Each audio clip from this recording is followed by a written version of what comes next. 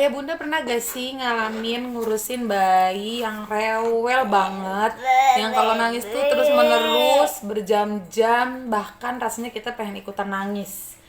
Kenapa ya? Itu yang lagi aku alamin sekarang. Kenapa ya? Apa karena sawan atau ketempelan sama hal yang berbau mistis?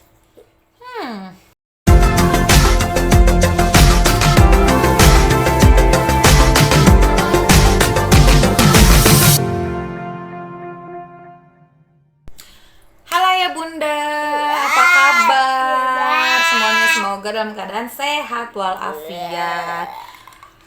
Udah berapa minggu ini akhirnya kita baru sempet upload video lagi karena aku mengurus adiknya Almizan, jadi emang lagi rewel-rewelnya banget nih.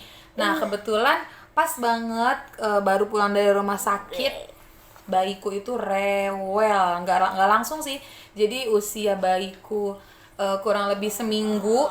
Nah itu di situ udah mulai tuh rasanya kok rewel, nangis terus menerus. Udah disusuin udah, diganti popoknya udah, dibedong udah, dibikin kenyamanan senyaman mungkin udah, digendong udah. Nah terus hal itu berulang setiap malam dan sampai dia menginjak usianya 1 bulan itu masih terjadi. Ya ternyata pas aku periksa ke dokter, karena udah nggak tahu nih harus diapain lagi, udah usianya mau 1 bulan kok masih nangis terus. Nah ternyata dari segi ilmu medis bayiku mengalami kolik. Disebut dengan kolik itu bayi menangis terus menerus, bisa 3 jam atau lebih. Kejadian itu terus menerus berulang, terutama pada bayi usia 1 minggu ke atas ya. Dan itu terjadi pada malam hari, sore atau pagi hari, dan waktunya itu biasanya terus menerus ya. Tangisan si bayi pun sangat khas. Dia itu nangisnya bukan nangis rewel bayi biasa ya. Jadi dia menjerit-jerit, kadang raut wajahnya sampai merah hingga membiru, terus tangannya dia mengepal. Jadi kayak bener-bener gitu. Ya, ada yang nangis kayak gitu ya. Itulah yang terjadi pada adiknya Almizan setelah 1 minggu dibawa pulang ke rumah. Dia nangis terus menerus. Akhirnya yang aku lakuin apa? Pokoknya semua udah dilakuin, udah dibuatnya senyaman mungkin, udah disusuin, udah dibikin ruangan kamar nyaman, popoknya nyaman. Tetap aja masih kayak gitu. Akhirnya kita butuh pertolongan medis dong. Kita mau kemana lagi kan? Masa mau ke dukun? Gak mungkin. Nah kita langsung nih butuh pertolongan medis. Akhirnya aku bawa dia ke DSA dan menanyakan, dok kenapa nih anak saya kok rewel, tapi rewelnya kayak nggak biasanya bayi-bayi lain. Rewelnya tuh bener-bener nangis yang menjerit, kayaknya ada yang dirasa deh, kayaknya dia kesakitan gitu.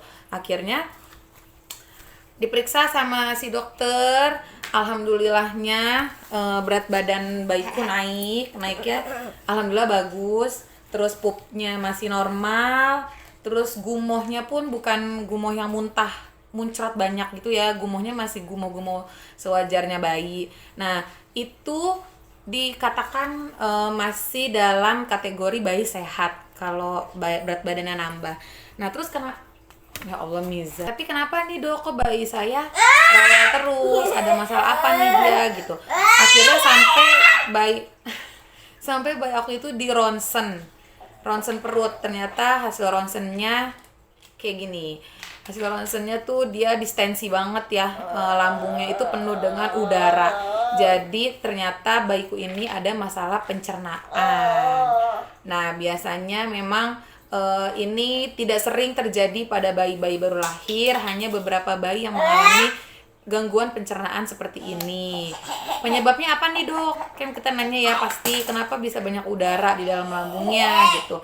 Jadi udaranya tuh biasanya kan kalau bayi pasti kalau lagi menyusui itu tetap pasti masuk udara ya, tapi kan dia bisa keluar dari sendawa atau dia dari kentut-kentut gitu. Ini tuh udah sendawa tetap aja ternyata udara yang terperangkap di dalam saluran pencernaannya itu banyak banget kan. Itu yang bikin dia ya kayak kita aja ya, kolik itu bukan terjadi pada bayi aja, kita orang dewasa juga pasti pernah mengalami kolik. Itu rasanya kayak melilit, kayak digerus gitu, dengan waktu yang ntar hilang, ntar timbul hilang, timbul hilang, timbul. Makanya bayinya juga nangisnya kayaknya emang pakai jam gitu.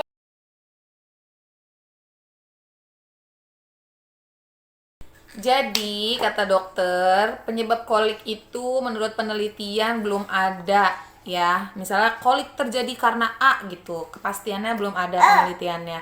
Tapi diduga, sini dulu sayang. Tapi diduga penyebab kolik itu adalah masalah gangguan pencernaan. Jadi, pencernaan organ pencernaan si bayi yang belum sempurna itu menyebabkan si bayi ini mengalami kolik karena pencernaan bayi itu akan berkembang sesuai usianya. Makanya pada bayi baru lahir itu kan nggak boleh dikasih makan nasi, nggak boleh makan pisang dulu sampai usia 6 bulan karena pencernaannya itu, organ pencernaannya siap mengolah makanan itu di usia tersebut. Nah, itulah karena organ pencernaannya belum sempurna, disitulah si bayi sulit mencerna protein dan laktosa. Nah, protein dan laktosa ini ada di mana kandungannya? Itu ada di ASI dan susu formula. Jadi, dokter menyarankan aku untuk diet protein dan laktosa dulu. Jadi, karena dia ASI eksklusif nih, full ASI, jadi akunya yang diatur pola makannya. Kayak misalnya dihindari dulu nih makan makanan minum-minuman yang berbau susu formula dan turunannya kayak keju, yogurt, apalagi tuh mentega, yang manis-manis, ya kan, dari laktosa, coklat, cake. Nah, itu harus di stop dulu karena khawatir apa yang aku makan, apa yang aku minum itu masuk ke pencernaan si bayi, padahal bayiku organ pencernaannya tidak siap menerima protein dan laktosa tadi karena intoleransi laktosa dan protein tadi. Makanya dia menyebabkan melilit, kesakitan gitu karena ya tadi dari makanan akunya juga. Selain itu, penyebab kolik juga bisa karena ketidakseimbangan bakteri baik dan buruk. Nah, itu juga terjadi sama kita orang dewasa. Makanya suka ada tuh kan kayak misalnya Yakult, kita harus minum Yakult karena Yakult itu ada bakteri baik yang kita bisa minum untuk menjaga bakteri, keseimbangan bakteri baik buruk kita. Nah, tapi kan nggak mungkin ya bayi kita disuruh minum Yakult gitu. Nah, akhirnya si dokter lah yang meresepkan aku probiotik untuk dikasihkan sama bayi. Nah, ini harus sesuai dengan resep dokter ya. Makanya aku ke DSA dulu nanya ini harus diapain. Salah satunya itu karena ada ketidakseimbangan bakteri baik dan buruk, akhirnya dokter meresepkan supaya bayiku ini dikasih probiotik untuk menjaga keseimbangan bakteri di dalam organnya.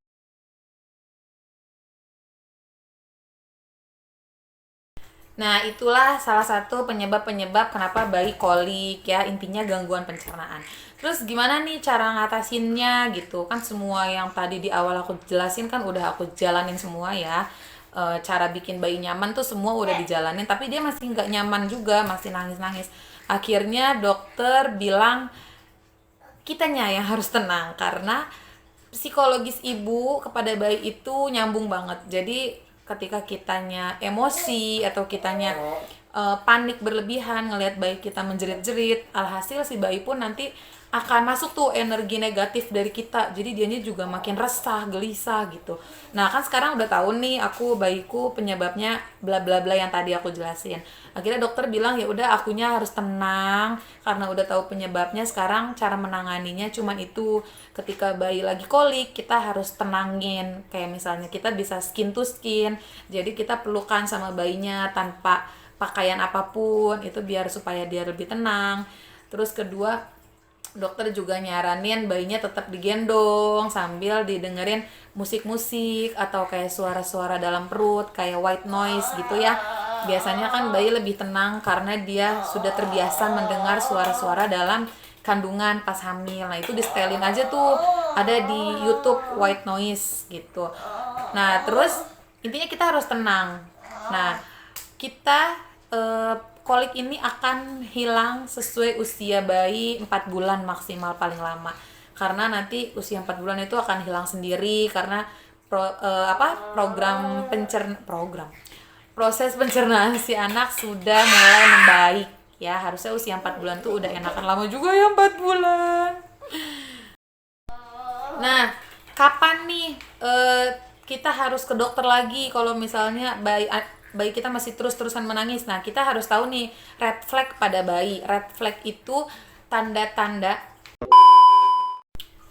Kita harus tahu nih red flag pada bayi, tanda bahaya pada bayi. Jadi kan karena bayiku kemarin gak ada tanda-tanda bahaya, jadi dokter bilang dipantau aja sambil kita kasih probiotik dan ditenangin selama kolik. Mudah-mudahan hilang sendiri gitu ya. Tapi kalau misalnya red flagnya kelihatan, pertama berat badan bayinya kok nggak naik-naik atau bahkan turun. Kedua, si bayi bukan gumoh tapi muntah. Gumoh sama muntah kan beda ya. Kalau gumoh kan dia ngalir keluar sendiri tanpa usaha bayi. Kalau muntah itu kayak muncrat. Nah, itu red flag, berarti ada yang dikeluarkan dari dalam dengan usaha dia. Yang ketiga, pupnya, dilihat pupnya sampai ada darahnya apa enggak. Kalau masih normal aman. Yang keempat, bayinya lemas apa tidak. Biasanya kalau udah bayinya lemas, diangkat dia nggak ada refleks moro, refleks kaget gitu. Nah, itu udah tanda bahaya. Dan malas menyusu. Nah, kalau udah ada 5 tanda bahaya ini, wajib banget ayah bunda bawa tuh bayinya ke dokter lanjut kontrol ya. Semoga kita bisa beri kebesaran hati dalam mengurus bayi-bayi kita apapun kondisinya ya. Bismillah, semoga adiknya Almizan koliknya nggak berlarut-larut dan ayah bunda yang mengalami kolik pada bayinya juga bisa lebih cepat ditangani supaya lebih tenang ya, karena kalau panik bayinya akan lebih menjerit-jerit. Terima kasih ayah bunda semuanya, semoga bermanfaat. Assalamualaikum warahmatullahi wabarakatuh.